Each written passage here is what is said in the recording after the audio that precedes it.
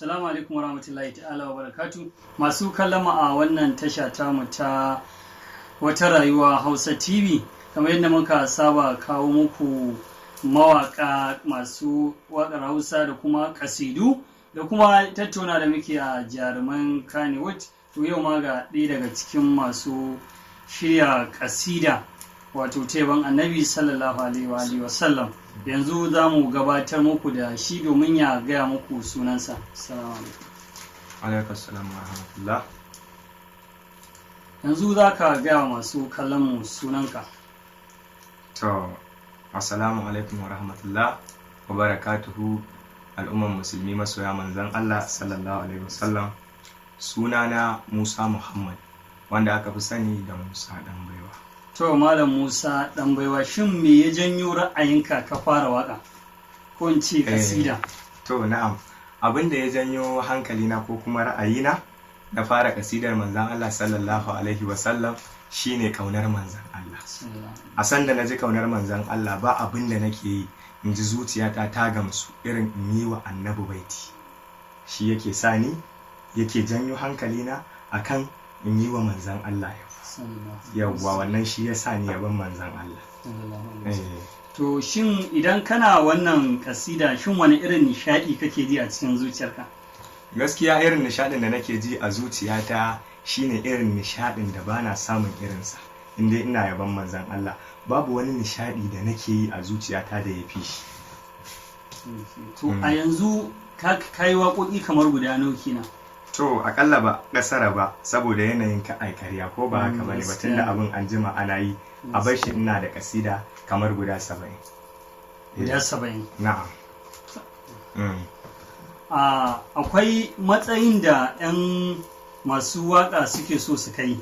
Shin kai ka kai wannan matsayin ne a bangaren kasidarka? Gaskiya alhamdulillahi ba za a ce an kai ba ko ba haka ba, saboda janibi na manzon Allah tawaruwa ake ko ba haka bane, amma duk wata ni'ima da Allah yake ba mai kasida ko kuma mai yabo na bangaren manzon Allah sallallahu alaihi wasallam, na samu tunda Allah ya mallaka min gida, mata, diya, mota, duk wani jin daɗi na rayuwa, ana zaune da ƴan uwa da abokanan arziki da mahaifa lafiya, kaga ai an samu komai. Ga kuma lafiya ga kaunar manzon Allah sallallahu alaihi wasallam. Shin a cikin waƙoƙin da kai wace waƙa ce bakan damiyarka? Akwai bakan damiya a gurin mutane, ka sani, akwai kuma bakan damiya a zuciyarka. Shin za ka iya gaya mana bakan damiyarka? Gaskiya bakan damiya ta wacce idan ina yi ne zuciyata take ƙara min daɗi. Ma'ana kowace na yi ina jin daɗi, amma wacce ni idan ina yi nake ji a jikina ita ce mai martaba. Su kuma mutane sun fi sani na da ya masanin hakika, wata kasida ce ta manzon Allah da na yi ya masanin hakika, matsirar bayi manzon Allah. To yanzu kafin mu ci gaba, za mu dan sa masu kallo waƙa wato kowance kasida wato mai martaba, inda kowance ka dan rera musu su ji ta. Shine mai martaba adali annabin adali annabin Allah, wanda ya bi ka san ba zai sha wuya ba. Wanda ya bi annabi ba zai sha wuya ba duniya da lahira. Mamallaki ubangijin sani da zafi, ya saka rai cikin matacce da sarifi, duk juyi annabin abuna ya yi sharafi, gashi a sansana riga na yi zurfi, kare da ka bar ni babu shi ba zai sha ba, duk tsananin tsayin daka. Na'am. To masu kallo ko in ce masu kallama wannan, kun ji dai bakan damiyarsa, kuma gaskiya waka ta yi alhamdulillah. To yanzu za mu dora daga cikin tambayoyin da muke. Wasu suna yin kasida domin neman kuɗi, wasu kuma suna yi ne kawai ba wai don kuɗin ba, don Allah don annabi. Shin kai don wani ɓangare kake yi kina? To a gaskiya ni ina yin kasida ne domin kaunar manzon Allah. Ta nan duk wasu uzurrurrukan mu idan muna yi take kashe mana sakamakon in kana lamari na manzan Allah ko na Allah, albarka ce take shiga, har ya zama ba mu da kowane uzuri, ba ma kowace harka in ba wannan ba, saboda jama'ar ta kai, saboda duk wanda ya rabu da annaba ai ba kansa ne yake kawo kansa jama'a ba, albarkar Allah da manzan Allah ne. To kuma mu in ta zo ba za mu dakatar da ita ba, kuma muna muraba da haka, kuma muna so Allah ya kuma karowa. Wannan abin kawai a cikin albarkacinsa muke, albarka annabi muke ci da ita, muke ci muke sha muke komai. Gaskiya ne. To akwai masu kasidu waɗanda ake kiransu kamar gidajen suna haka ko wajen walima ko wajen maulidi, kuma an ce wajejen musamman ma dai gidan biki haka ko suna haka da ake, tunda dai ina ce wajen maulidi dama masu kasidu ko kan je wannan bangaren. To bangaren gidan suna haka ko gidan biki haka domin a kira ku a biya ku, shin kana zuwa wannan bangaren? Gaskiya abinda aka fi kenan za a ce la fahara, abinda muke yi kenan gidan biki, gidan suna, walima, su ne inda muka fi zuwa, a nan aka fi sanin barai da gaske. Kyau. Akwai masu kasida waɗanda idan suka rubuta kasidarsu sukan je wajen malamai su duba musu su ga shin akwai wani kuskure da suke kuma, shin kana zuwa ko ku a kai tsaye kake wannan abun? Alhamdulillah ina zuwa, ina da shehi na wato shehi malam Sani mai ishirini a koki, duk da dai Allah ya yi masa rasuwa, to shi yake gyara min kasida, kuma yanzu akwai halifansa inda ne kasida nakan zuwa ko kuma wakilansa kafin dai in samu in je in buga kasida ko in kaddamar da ita mutane su ji, ina zuwa ɗaya daga cikin biyun nan da na faɗa a duba mun ko kuma a gyara mun, domin wani kuskuren kai ba za ka ji ba, wanda yake sauraron ka ne zai ji. Yawwa, to shine gaskiya ne. To a yanzu akwai waƙoƙinka waɗanda kake shirin ka ji ka buga su nan gaba, ko kuma kai baka rubutawa ne ka ajiye sai ka je studio kawai take zuwa ma a kanka? To lillahi wa rasulihi, a gaskiya yabo na manzon Allah idan zan yi sai na rubuta, amma da wasu kasidun in za a yi muna zuwa ne sai mun je wajen sannan a yi.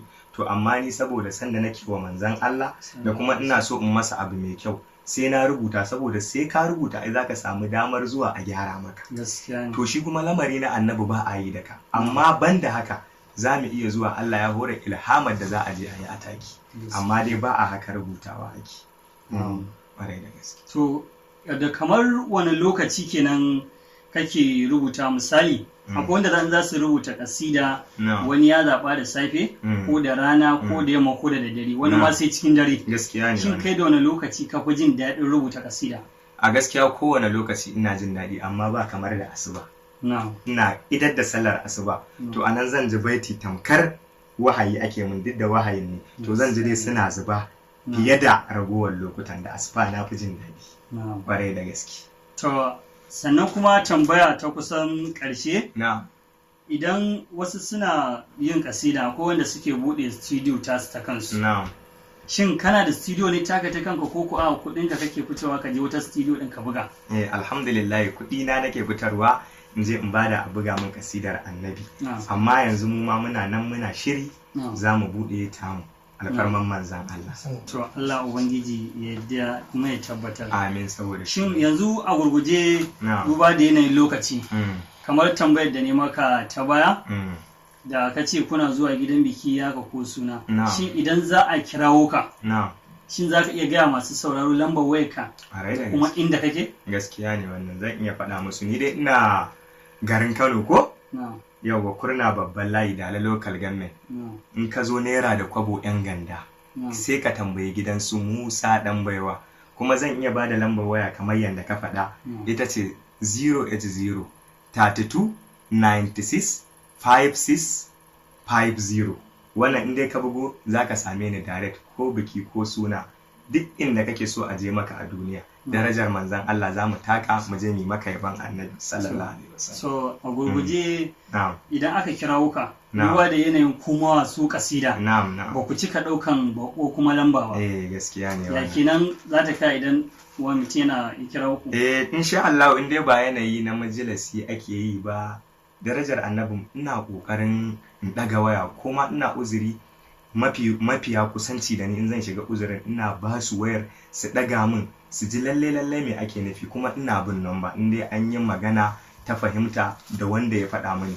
Kuma abinda mutane suke yi idan sun bugu ban daga ba, ina cewa a turo min message, bayan na gama uzuri zan duba ina bi, ko kuma in ka sake kira na in Allah da zaka same ni. Wani lokacin kuma kira ɗaya ma in kai zan ɗauka za mu yi magana da kai Allah ya. Yanzu masu kallon mu kamar yadda kuka sani kafin mu ɗora, akwai waƙarsa wacce mana ta farko wacce muka ji ta a takaice da ku, to yanzu zai ƙara akwai mama tana na Fadima yawa, to yanzu za mu ba shi dama domin ya ƙara yi mana wata ƙasidar daban domin ku nishaɗantu a cikin wannan tasha tamu. Ka san an ce ai in za ka so uwa ka so ɗanta, za mu wake shugaba sai da Fadima ko ta nake wata ke da mama hakan mu ce komai sai da Fadima da rishan zance mama dole a rarrashe ki mama lale lale ta gari har wajen saidil bashari kin fi kowa yawan zikiri baɗini har a zahiri mai adon wankan sukari da akwai daji da gari ni da ke zan alfahari rawa ta in shi'iri duk wanda ya rabu da ke sai an gan shi yana hutawa shanawa morewa dacewa sai wucewa da hayewa mai baiwa daɗi daɗi mama mama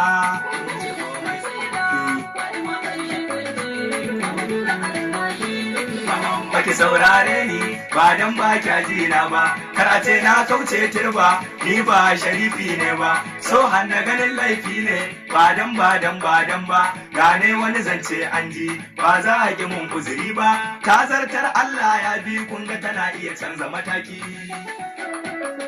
Yawwa kai gaskiya wannan kasida ta yi ni fa ina zaune din na fara tsima wane mutum almajiri tuba wada yan kallo kan su min dariya wada tashi zan ma in taka rawa wane mutum lamarin ai na annabi ne da Fadima wannan kasida gaskiya ta yi kuma alhamdulillah kuma insha Allah mu kanmu wannan tasha ta mu ne maka albishir din za mu karbi wannan waka taka domin a duk lokacin da muka dan tashi ko da hira da wasu ne in so za mu dinga ware mata wani dan feji muna dan saukuta saboda gaskiya Allah bar mu da ahlul bait amin saboda annabi to masu kallama a wannan tasha mai suna wata rayuwa wasa TV kun ji irin tattaunawar da muka yi da sha'irin nan wato Malam Musa mai kasida kenan ko Musa dan baiwa yawa Musa dan Malam Musa ɗan baya kun ji ya ba ku lambar waya ga ta nan akan akwatin TV ɗinku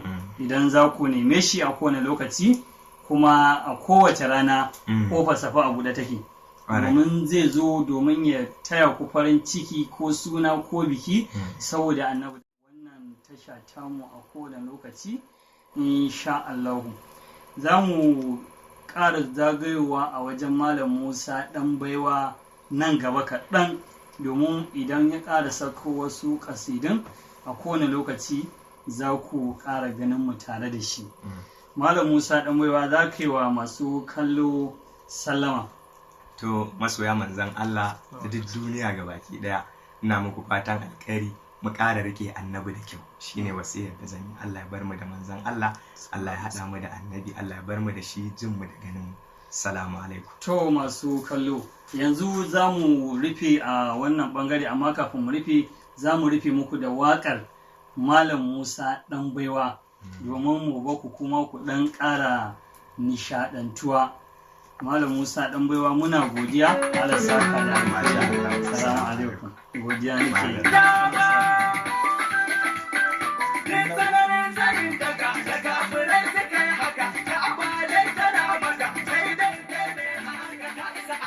Hey,